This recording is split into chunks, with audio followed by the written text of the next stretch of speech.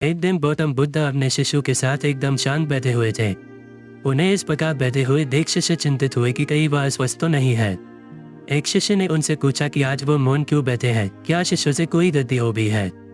इसी बीच एक अन्य शिष्य ने पूछा कि क्या वह अस्वस्थ है, पर बुद्ध मौन रहे।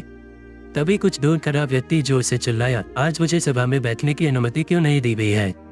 बुद्ध आंखें बंद करके ध्यानमग्न हो गए। वह व्यक्ति फिर से चिल्लाया, मुझे प्रवेश की अनुमति क्यों नहीं मिली।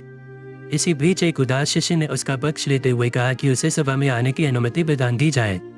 बुद्ध ने आंखें खोली और बोले, नहीं, वह अछूत है, उसे आज्ञा नहीं दी जा सकती। ये सुनकर शिष्यों को बड़ा आश्चर्य हुआ। बुद्ध उनके मन का भाव समझ गए और बोले, हाँ, वह अछूत है।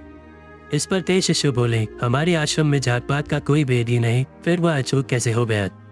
तब बुद्ध ने समझाया, आज वह क्रोधित होकर आया है। क्रोध से जीवन की एकाग्रता बंद होती है। क्रोधी व्यक्ति प्रायः मानसिक हिंसा कर बैठता है, इसलिए जब तक वह क्रोध में रहता है तब तक अछूत होता है। इसलिए उसे कुछ समय एकांत में खड़े रहना चाहिए। क्रोधित शिष्य भी बुद्ध की बातें सुन रहा था। पश्चाताप की अग्नि में तपकर वह समझ चुका था कि अहिंसा ही मनुष्य का महान कर्तव्य व परम धर्म है। वह बुद्ध के चरणों में गिर पड़ा और कभी क्रोध न करने का प्रण लिया।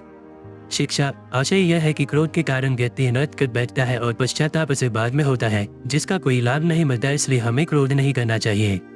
असल मायने में क्रोधित व्यक्ति अछूत हो जाता है और उसे अकेला छोड़ देना चाहिए। क्रोध करने से तन, मन और धन तीनों की हानि होती है। क्रोध से ज्यादा हानिकारक कोई और वस्तु नहीं है।